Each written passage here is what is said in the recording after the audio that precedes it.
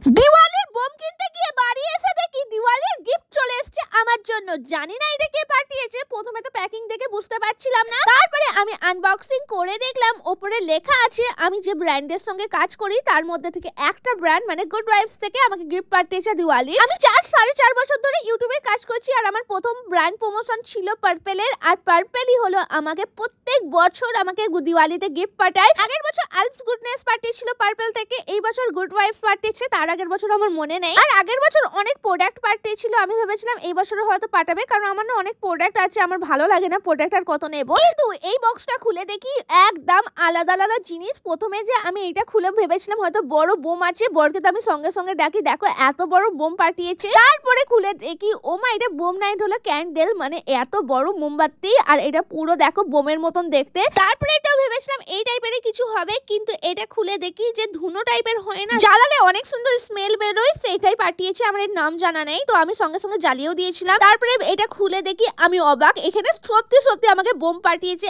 এতগুলো। দেখো এগুলো আমি কালকে জ্বালাবো। তারপরে দেখি ফুলঝুরির প্যাকেট, আমি ভেবেছিলাম এর মধ্যে নিশ্চয়ই অন্য কিছু থাকবে, কিন্তু এর মধ্যে ফুলঝুরিই ছিল।